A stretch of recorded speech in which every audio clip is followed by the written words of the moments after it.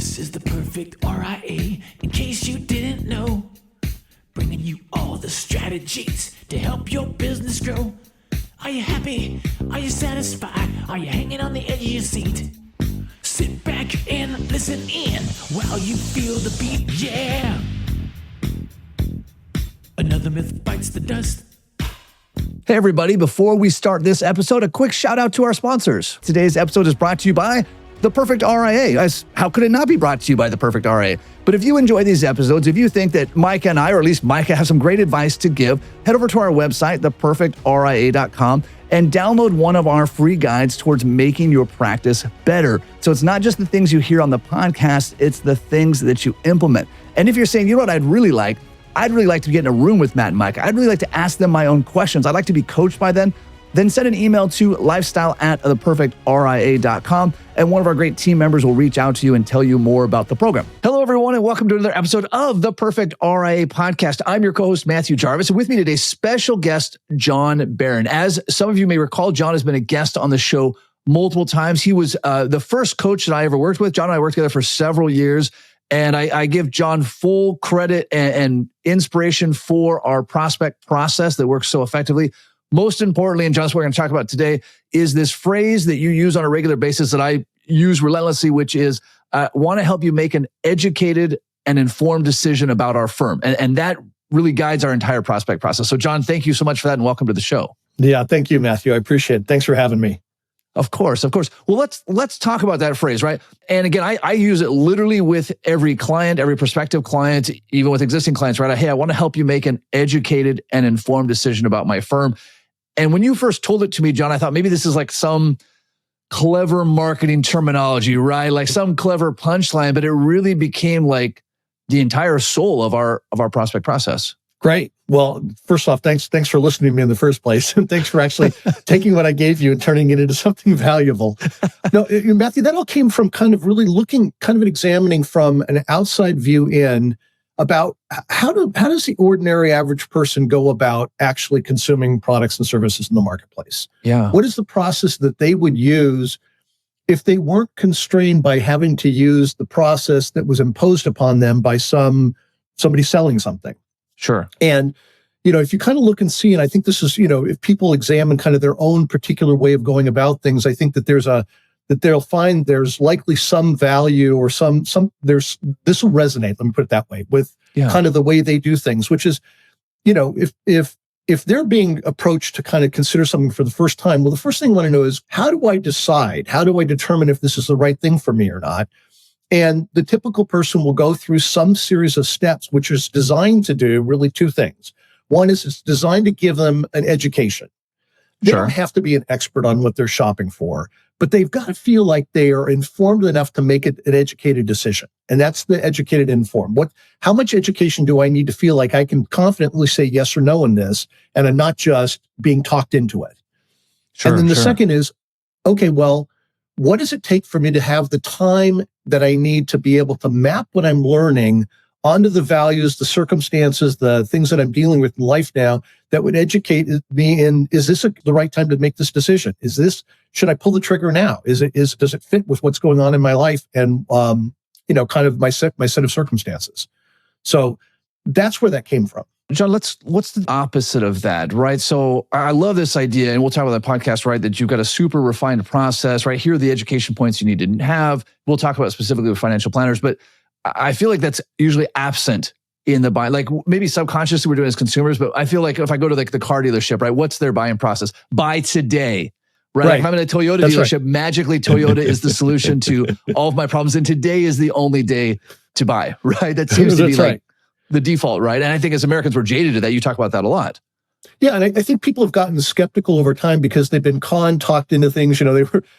Their friends ditched them when they were in third grade, or they got left out of being invited to the cool party, and they have the experience of being conned or somehow talked into something. And if you look at the kind of where we've evolved with sales, I'm not educated about other cultures to speak educatedly about them, but at least in this country, sales has become about talking somebody into doing something that they weren't ready to do.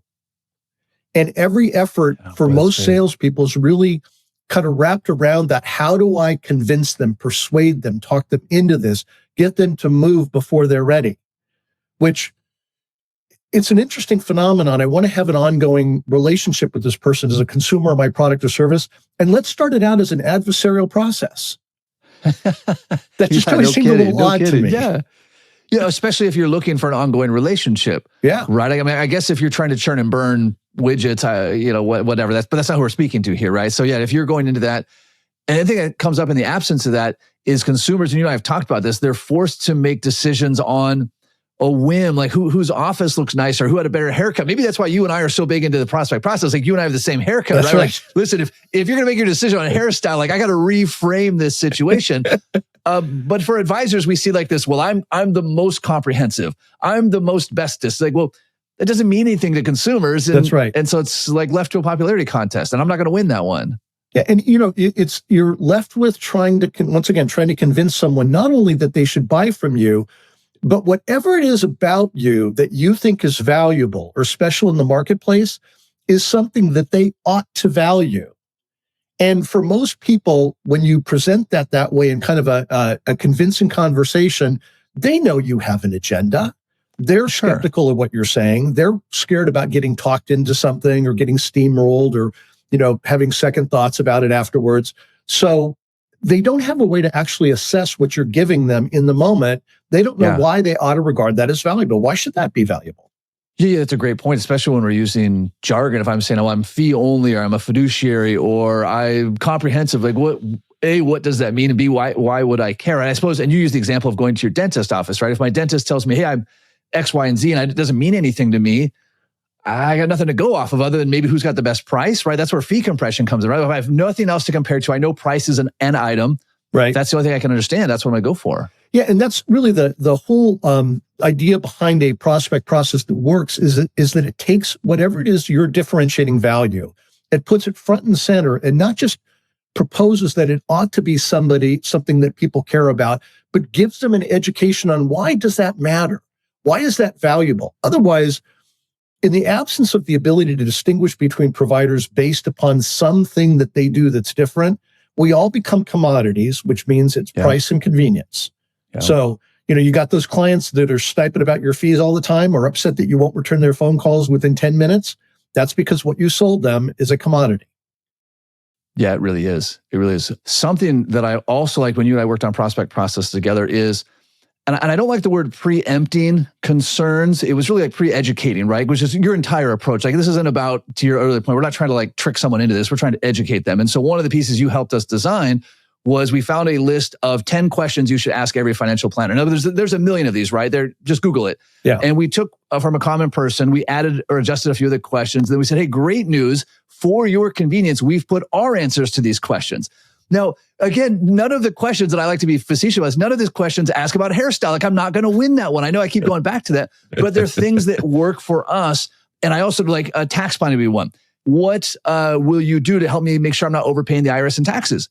Great news. There's our answer. But then if they're interviewing other planners say, well, we don't do anything with tax planning. All of a sudden, I just won the game because I seeded this question. Right. And it's great. Not only do you seed the question, but you translate it into something that people can appreciate the value of. Most folks, I think when they go to sit down with a financial advisor, I think either assume that that's part of the product line or they don't know that it's something that needs to matter to them. But, when they understand, okay, here's the value of tax planning, you keeping every dollar you can while still paying what you owe to the government. Yep. All of a sudden that's a real factor in your ability to reach your financial goals. It's distinguishing what is it that we do that's different and how do we do it that's different, but also why should you care? Yeah. Right? Yeah. And you got to assume that people walk through the door with whatever you think is special about you, I promise is not one of their buying criteria. Yeah, that's right. We always joke that there's only two people in the world that care about your credentials, you and your mother. That's it. Like nobody else cares about the credentials or the plaques on your wall, right? Because consumers just assume that everybody has those, right? And they don't know what they mean to begin with. I mean, if I go to my doctor and he's got 3 degrees, I really just don't care. Like maybe every doctor does. I don't know. How does that translate to me? Yeah. So yeah. And my mom doesn't care about my credentials, so it's just me. So it's really one person. If I'm going to be honest, it's really one person. That's it. John, another great thing that you draw when we're doing the prospect process, and this is something I appreciated when we first started working on through your prospect process, was taking away the pressure of like, you have to buy today, because we sort of come in, again, as you mentioned with consumers, we come in assuming that we're going to get the hard sell. Yeah. And something I still use to this day, though I have two variations. One is if we're in a meeting in my office, I turn and I look towards the door of the room and I say, you may have noticed on the way in that there's no lock on this door. And everybody, they're not really sure what they look. And of course there's no lock. And I said, that's because this is not a timeshare presentation. And we laugh, right? And I say, listen, before you make a decision to spend $1 or to hire me, whatever the case may be, I want you to go home and sleep on this. Is that okay with you? Yeah, it's great. We just walked in. I know, but I just want to make sure that you know the elephant in the room. That's it. Can we go ahead and get to work? Yeah, that'd be great. Now in the Zoom meetings, I say, hey, there's a little red button at the bottom of the screen. That's the leave button. And if you click it, I'm going to assume the internet cut out. I'm not going to even take it personally. But if at any point, like you feel this is not for you, just go ahead and hit that button and we're good. So people are so used to being conned and pressured, they really do assume it's coming. And in the kind of journey that someone goes through between being someone who says, okay, well, maybe I'm interested in some sort of help with this or some sort of product that can serve me in this, there's a place where there's a friction point, which is the resistance to engaging. Yeah. So people don't mind, getting your stuff and kind of getting curious and being interested, but there's a point where they've got to, am I going to pick up the phone and schedule an appointment, right? Yeah. Where what's in the way of their willingness to engage is that whole concern called, I'm going to get talked into something. I'm going to get pressured. It's going to be awkward. It's going to be painful. And in the end, I'm going to be unhappy. And that walks in the door with them. That's not unique to any provider. That's really what's there in the kind of consciousness of the American buying public. So one of the secrets to really moving somebody along into your product process is making that process, not your services, but making the process itself seem both compelling, like it's worth doing, it's going to be valuable for me, and safe. I'm not going to get pressured. And that's part with the lightness that you bring to that and kind of how you present that, you're achieving. You're making me sitting there now in this call, number one, it's safe for me. And I can see there might be some value for me here, right? I might learn something. Worst case is I'm going to come out of this and I'll have learned something. Maybe what I don't want. Yeah, which is a win for both of us as well. John, I think really one of your areas of brilliance here with this, right, by calling out the elephant in the room, it's made it safe for the prospective client. It's also made it safe for me, because before you and I worked together and I would meet with a prospect, like my anxiety would build and build, like, all right, like I'm watching the hours slip away. Like I gotta give the close. Like I gotta ask them to the prom, right? Right. And I'm getting more and more nervous. And I'm talking faster and faster and higher pitch. And of course, they sense that they're getting more and more nervous, right? And then half the time I would just chicken out at the end. There'd be like so much tension. I'm like, okay, have a great day. And they're like, what happens next? Well, I'll tell you, I'll send you an email later, right? Like it's a win for both of us to take that to like, listen, here it is. Here's at the end of this call, here's what's going to happen. Yeah. And you can let me know yes or no. Now, by the way, as Johnny was pointing out, that was always their right. They always had the right to walk out of the room. They always had the right to say no. But by me identifying it, suddenly like I've given them permission to do what they already had permission to do. It's a little like a pressure valve on a boiler, It lets the steam out of the room. It lets the heat out of the room. And the likelihood they're going to actually listen to what you say then just went way up, because they're not now sitting in their chair waiting for the inevitable pressure point, right? The awkward point where they've got to figure out, in my mind, while I'm listening to Matthew talk to me, I have to figure out how I'm going to turn him down if I get there and that's what I want to do, which means they just stop listening to you. No, it's spot on. I think we also have to remember, and I'd love your thoughts here as well, that these are like once in a lifetime decisions. Like maybe someone hires an advisor once or twice or maybe 3 times in their entire life. Even something like buy a car, you're probably only going to do that every 5 or 10 years. It's not like we're skilled with this, right? And so we go into this process. It's very intimidating. We don't know what to ask. We don't know what's going to happen next. And so for someone to kind of just pull back the curtain, like, listen, let me just tell you let me show you how the sausage is made. Like here's the thing. Here's what we're going to do. If that makes sense, we'll keep going. If it doesn't make sense, great news. We can just part ways as friends. And part of what I really like about that, Matthew, is that they don't know what they should be looking at. God bless them. And how could they? Yeah. Yeah. They're not experts in this world. What they just know is there's something they want for their life. They want their financial future to turn out in a way that allows them to live the lifestyle they want and leave the legacy they're interested in. Yeah. And they'll work with you if their perception is, by doing so, I have a better shot of having that turn out. Yeah. And that's ultimately the buying decision. So our job is to give them what they need so they can come to that conclusion, left or right, up or down, yes or no. Here's what's going to happen. Here's what we can do for you. Here's why what we do is really designed to get there. And that's the educational process, right? And then, okay, well, you decide, is this a fit for you? Yeah, it totally is. I'm just smiling because it brings back a lot of memories of a lot of prospect meetings, a lot of work that we've done together. And part of that is not to ever shortcut your prospect process, right? Because when you transition it from, my goal here is to sell someone something, to, John, as you articulate, my goal here is to educate someone. And if in fact they meet these criteria, they're going to hire me. It makes the process so much better, but it also makes it critical that we not skip steps, right? Sometimes someone will come in, and John, you've talked about this with your coaching, right? And you and I coach for years, and we know a lot of the same people. And sometimes people say, hey, Jarvis said I should call you. Let's get started tomorrow. And you're like, no, there's a process to go through. Skip the process.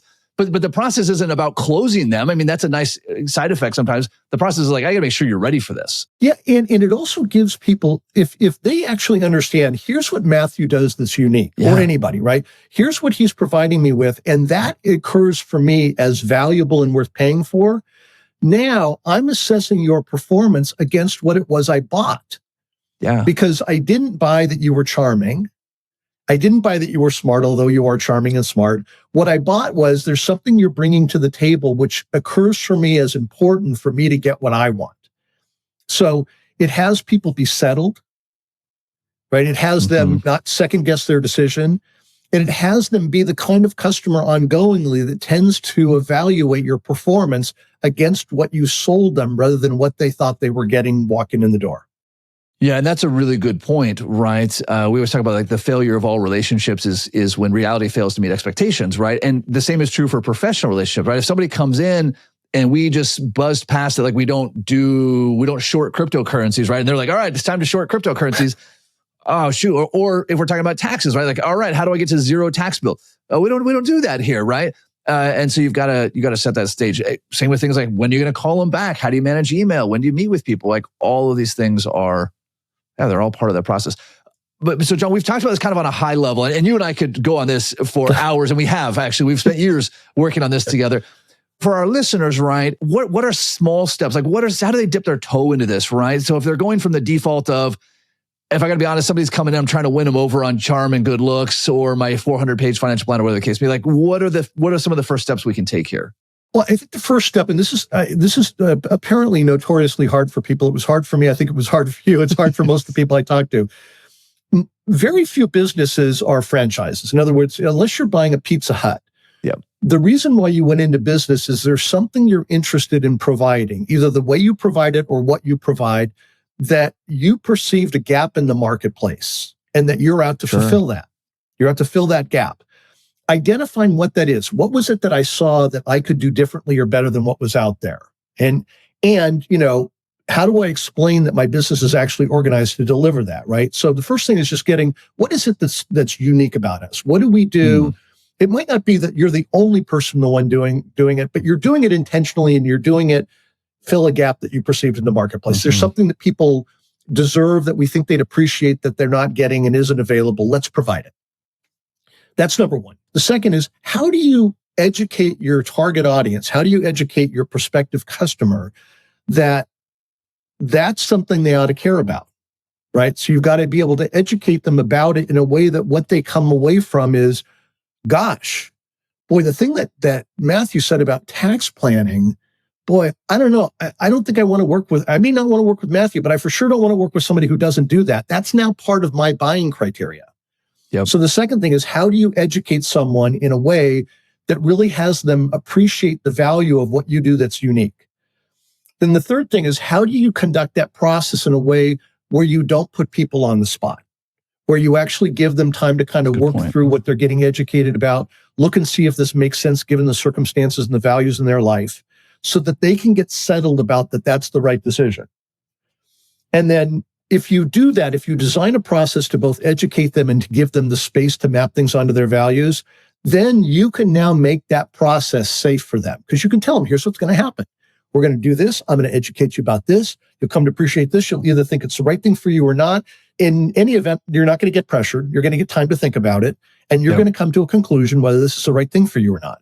So if you can identify the gap that you're filling, if you can find a way to educate people about the value, why they ought to care about what you're providing that's unique, and then do it in a way that gives them the space to really kind of think through it, then it makes it possible. Those three things make it possible to do the fourth thing, which is I have a process that you're going to like. Now, for those of you taking notes at home, which should be all of you, right?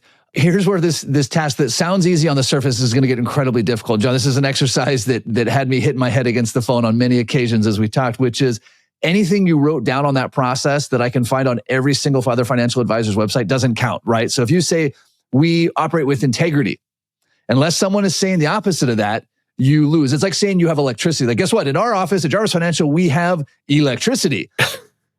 No one's going to care, right? So, and the reason I mention it's fun to scoff at is a lot of us, myself included, we're hardworking. We look out for your best interests. We're going to take care of you. Consumers assumed that was, they're like, wait, why do you have to mention this? Like, isn't that a given? Like, you're going to operate. Should I be asking this? Like, what are you trying to hide? Right? So it is going deeper and saying, all right, what is it that we're offering to our very narrow market that no one else is offering, at least not in this way? The kind of the interesting thing in this world, Matthew, is that, as a business coach, there are a million business coaches, that I give people coaching. So does everyone, right? Sometimes you are offering a service which is unique. Like there could be something about tax planning that not everybody's doing that really gives you a competitive advantage. But for a lot of us in these kind of service industries, it's not so much what you do, but how you do it. How do we go about delivering that? So, I don't want to leave people with what they're trying to identify as what product are we offering that not everybody else offers, because it's going to be very difficult to find in this world, right? Yeah. It's just how do you go about it to make sure something gets delivered that you perceive as not ordinarily being delivered by your competition? I always like to rig games so that I can win, right? So sometimes for that, like if I try to say like, I would never say I'm the best tax planner in the entire universe. Guaranteed there are hundreds, thousands, millions, who knows, they're better than I am. But when I work in my demographic, in my niche, in my geographic area, I can say with great confidence, like, hey, listen, nobody does tax planning the way that I do it in this area, right? Or if you're working with a certain retiree, our good friend Micah, right? Hey, nobody does federal benefits like we do federal benefits. Really, what does that mean? And it kind of opens the door for that. But again, to your point, John, I appreciate you mentioning this. You do not have to be the best objectively financial planner in the entire universe in order to have a unique selling proposition, right? You say, I'm the best in this area, or for people who call me, I'm the best, right? There's ways to refine that down, but it does still have to be something, right? Well, it's got to be something that people can actually get the value of. Like it's a differentiator. Like it really does separate you.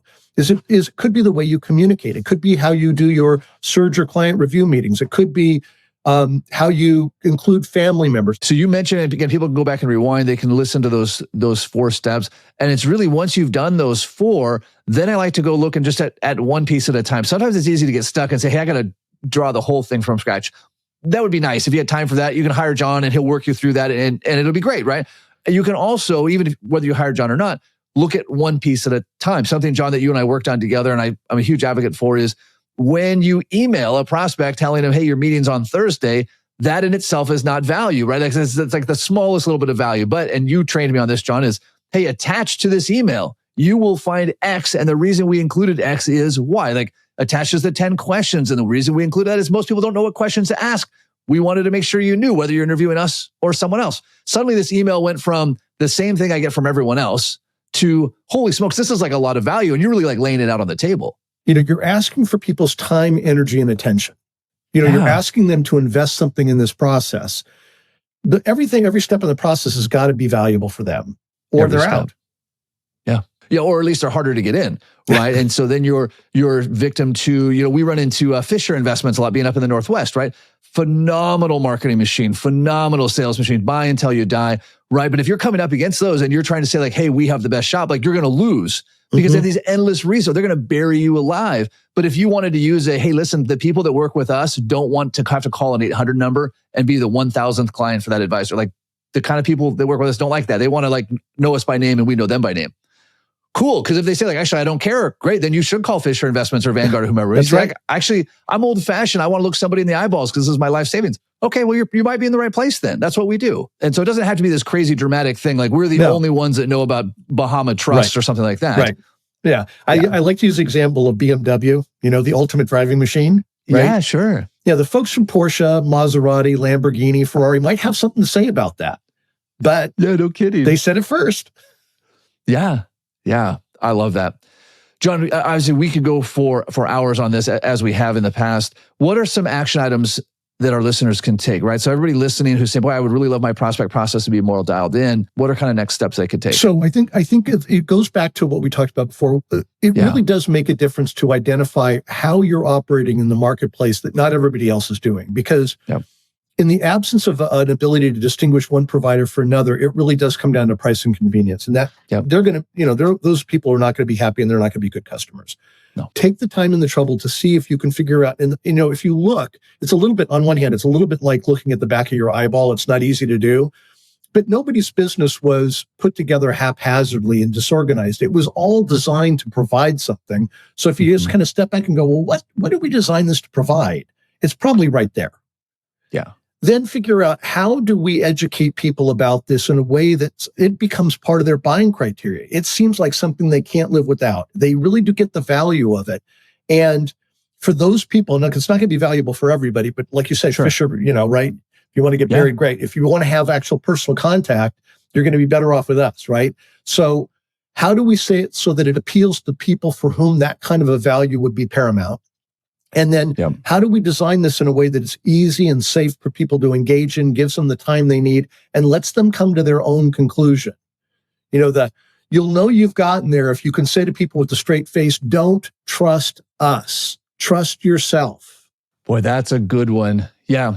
Yeah, that's really like grasshopper, you've kind of now arrived thing, right? Because it feels like, same when you talk about fees, right? I always mentioned, hey, listen, every quarter you're going to see our fee. And I learned this from you, John, as well. You're like, hey, listen, every period I'm going to ask you if you want to go for another period of time. And so sometimes we think like, well, I can't draw that much attention to my fees, but the attention's already there. Like they know you're getting paid, right? Unless you're doing something deceptive. I'm just calling out like, great news. Every quarter you'll see my fee. And you'll look at it and I'll look at it. And we'll both say, hey, does it make sense? Like the value I'm getting, does it exceed the fee I'm paying? And if it does, great news, we keep going. And as soon as it doesn't, we part ways as friends. And then I add in, there's a gesture of good faith. I'll refund my last quarter's fee to help you get, find a new place. Take away all the pressure. Like, great, I'll work with Jarvis and I'll fire him as soon as I want. Now, again, that was their right to begin with. Yeah. But now I'm the hero here. I've also, and this is great for the prospect process, but I've also treated them the way I want to be treated. Yes. Right.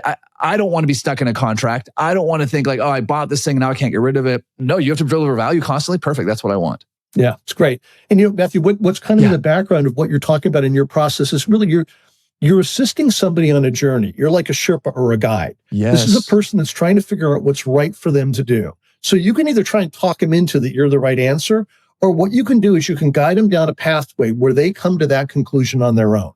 It makes a completely different kind of customer. Yeah, it does. If I talk them into it, so to speak, then I've got to forever keep them talked into it. Right. Where if that was their decision, hey, I would have to talk them out of it. Like I'd have to screw it up, right? For it to go the other way. Yeah, and now you've got somebody who you've talked into it and they resent you for having done it. And they're a client. That's right. It's an adversarial relationship. They hate this, but you talked me into it. John, how do people learn more about you? And if they say, boy, I really want to work with John, he's got this stuff figured out, like how do they reach out to you, John?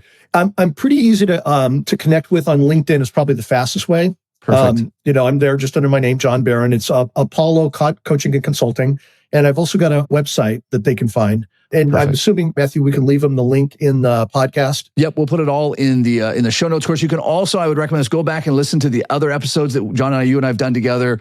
They're all phenomenal. I'll confess, I go back and listen to them because I draw so much from our conversations. It's really an honor to have you on the show. So everybody, you've got your marching orders, right? You can dream about a prospect process that works, or you can make it work. And it's work, right, John? And you mentioned this. It's real work to create this. Yeah, you really got to commit to it. I think there was definitely times where you were guiding me and there was times you were dragging me, but we made it to the top of the mountain, kicking and screaming sometimes. But so everybody go and take action. John, thank you so much for your wisdom and your insights. And for all of our listeners, until next time, happy planning. Hey, before you leave, a quick word from our sponsors. Hey, everybody, I want you to take a quick look around your office, and on your desk, there should be the Retirement Tax Services Desktop Tax Guide. And if it's not there, or if it's not current, meaning you didn't download it in the last month, go to retirementtaxservices.com and download the Desktop Tax Guide. This is a must-have resource for every financial advisor committed to tax planning. Hold on before we go. Something that you need to know. This isn't tax, legal, or investment advice. That isn't our intent. Information designed to change lives. Financial planning can make you thrive. Start today, don't think twice. be a better husband, father, mother, and wife. The perfect RIA, the perfect